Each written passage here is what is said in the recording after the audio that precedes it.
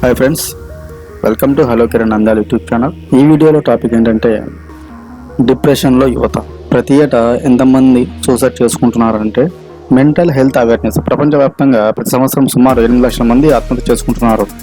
ఒక్క భారతదేశంలోనే ప్రతి సంవత్సరం 150,000 మంది సూసైడ్ చేసుకుంటున్నారని నేషనల్ క్రైమ్ బ్యూరో తెలిపింది. ప్రపంచవ్యాప్తంగా ప్రతి 3 సెకండ్లకు ఒకరు ఆత్మహత్య చేస్తుండగా ప్రతి 40 సెకండ్లకు ఒకరు చనిపోతున్నారు. ఇక ప్రపంచవ్యాప్తంగా ప్రతి సంవత్సరం సుమారు 8 లక్షల మంది ఆత్మహత్యకు పాల్పడుతున్నారు. నేషనల్ క్రైమ్ బ్యూరో ప్రకారం మన దేశంలో ప్రతి సంవత్సరం 150,000 మంది ఆత్మహత్య చేసుకుంటున్నారు.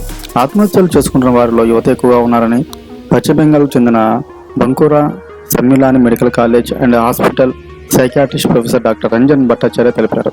ఈ నేపథ్యంలో మానసిక ఆరోగ్య కార్యక్రమం ద్వారా ఆత్మహత్యలు నివారించవచ్చని ఆయన తెలిపారు. పాఠశాలలు, కళాశాలలకు వెళ్ళి ఆత్మహత్యల నివారణపై అవగాహన కల్పిస్తున్నారు.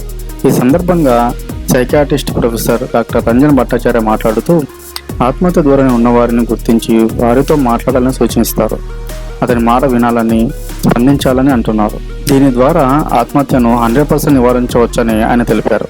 నిజానికి ఆత్మహత్య అనేది ఇది ఒక రుగ్మత అని వివరించారు. దీనిని ప్రయత్నించిన తర్వాత దానికి మందులు లేవని తెలిపారు. అందుకే ఆత్మహత్య చేసుకోవాలని భావించే వారిని ముందుగా గుర్తించాలని తెలిపారు. 10 నుంచి 19 ఏళ్ల లోపు వారిలో ఆత్మహత్యలు చేసుకునే ధోరణి ఎక్కువగా ఉందన్నారు. ఆత్మహత్య చేసుకున్న వ్యక్తి నెలకోసారి కుటుంబ సభ్యులకు క్లూ ఇస్తాడని సైకియాట్రిస్ట్ తెలిపారు. 70% మంది తాము ఆత్మహత్య చేసుకోబోతున్నామని వారం రోజుల్లో ఏదో ఒక విధంగా ప్రకటించడానికి ప్రయత్నిస్తారని వివరించారు. ఆ భాషను అర్థం చేసుకోవాలని, అప్పుడు మీరు నిపుణుల సహాయంతో అతడిని ఆ ఆలోచన నుంచి బయటకు తీసుకురావచ్చని తెలిపారు.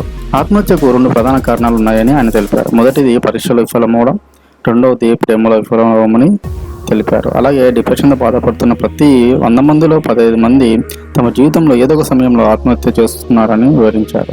అలాగే బైపోలర్ డిసార్డర్లో ఉన్న వారిలో 25 నుండి 50% మంది వారి జీవితంలో ఒకసారి ఆత్మహత్యకు ప్రయత్నిస్తారు. చివరిగా వ్యసనపరులు మారుతున్నట్లు తెలిపారు. ఆత్మహత్యకు సంబంధించి ఏదైనా సమస్యలు ఎదురైతే ఈ టోల్ ఫ్రీ నెంబర్ 14416కు ఫోన్ చేసి సహాయం పొందాలని సూచించారు.